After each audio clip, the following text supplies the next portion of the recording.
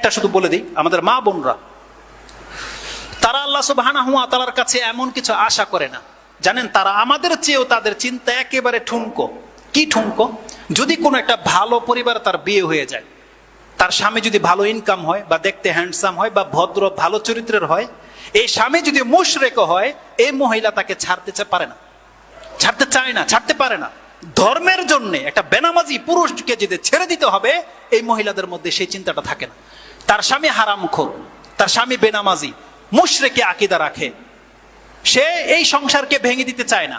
বেনামাজির সাথেও সে ঘর করেই যাচ্ছে, কারণ সে দুনিয়া পেয়ে গেছে। এরকম ভালো স্বামী তার নসিবে আর আসবে না, এমনটাই অধিকাংশ মহিলাদের ধারণা। ঠিক তেমনি কিছু পুরুষ আছে, এমন সুন্দরী মেয়েকে পেয়ে গেছে যেই মহিলা পর্দাও করে না, সালাতও আদায় করে না, তাবিজ কবজ বেঁধে রাখে, বাচ্চার এখানে কালি দিয়ে রাখে, ওর কাছে এটাই হুর, এটাই জান্নাতের হুর পেয়ে গেছে। যে এরকম বদ মহিলার সাথেও সংসার করে, অথচ বেনামাজির সাথে কোনো নামাজির সংসার টিকে না, এটা কোনো মুসলিম, অধিকাংশ মুসলিম এটাকে খেয়ালই করে না। হাজার পরিবারের মধ্যে এরকম ঘটনা ঘটে যে মহিলা নামাজ পড়ে, স্বামী নামাজ পড়ে না, অথবা স্বামী নামাজ পড়তেছে, মহিলা নামাজ পড়ে না। তারা ধর্মের খাতিরে যেগুলোকে প্রত্যাখ্যান করতে হবে, এদের সম্পর্ক যে টিকবে না, তারা এটাকে ধারণাই করে না। তারা পেয়ে গেছে দুনিয়া, দুনিয়ার ছাড়তে চায় না। কিন্তু জান্নাতি মহিলা এমন হয় না। জান্নাতি মহিলাদেরকে টার্গেট থাকতে হবে জান্নাত। মহিলাদের জন্য উচ্চ স্থান রয়েছে জান্নাতে। আর এমন এমন কিছু মহিলা আছে যারা জান্নাতের এমন উচ্চতর স্থান পেয়ে গেছে, আমি আর আপনার মতন হাজারো পুরুষ সেই জায়গায় পৌঁছতে পারবো না। যেমন খাদিজা রাদিয়াল্লাহু তাআলা আনহা, তিনি এমন জায়গায় পৌঁছে গেছেন, পৃথিবীর বহু পুরুষ আছে যেখানে পৌঁছতে পারবে না। বহু কেন, অধিকাংশ পুরুষ সেখানে পৌঁছতে পারবে না। এমনকি ফেরাউনের স্ত্রী আসিয়া সম্পর্কে কি আছে কোরআনে? সে কি বলেছিল আল্লাহ সুবহানাহু ওয়া তাআলার কাছে? সে আয়াতটা আমি আপনাকে স্মরণ করে দিয়ে, সূরা তাহরিমের 11 নম্বর আয়াতে রয়েছে।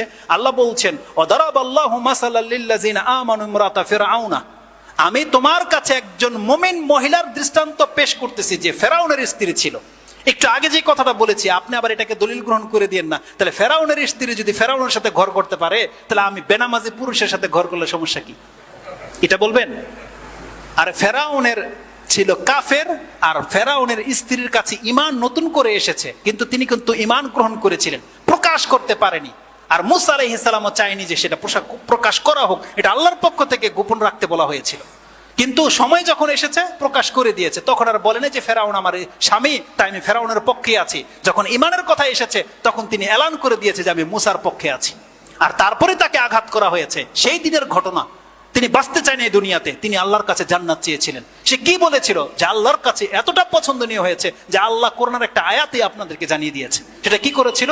দারাবাল্লাহু মাসালাল লিল্লাযিনা আমানু ইমরাতা ফিরআউনা ইয ক্বালাত রাব্বি বিনিলি ইনদাকা বাইতান ফিল জান্নাহ। আরে মহিলা হইতে হবে এমন মহিলা, এরকম জ্ঞানী মহিলা। আমরা পুরুষরা আজ পর্যন্ত আল্লাহর কাছে এমন দোয়া করতে শিখিনি যে আল্লাহর কাছে এমন জান্নাত চাইতে হবে। তিনি কি চেয়েছিলেন? আল্লাহ, আমি তোমার কাছে জান্নাতের এমন একটা ঘর চাই যেই ঘরটা তোমার নিকটে আছে। পারবেন কোন পুরুষ এটা দাবি করতে যে আমি এমন জান্নাত পাবো যে ঘরটা আল্লাহর নিকটে আছে? আল্লাহর নিকটে তো কি আছে? আরশের কাছাকাছি জান্নাতুল ফেরদৌস রয়েছে, জান্নাতুল ফেরদৌস। তিনি আল্লাহর কাছে সেই ঘরটা চেয়ে নিয়েছিলেন। আল্লাহ কি তাকে দেয়নি? দিয়ে দিয়েছে। তার মানে কে বলেছে সেটা শুধু পুরুষের জন্য? আল্লাহ সুবহানাহু ওয়া তাআলা।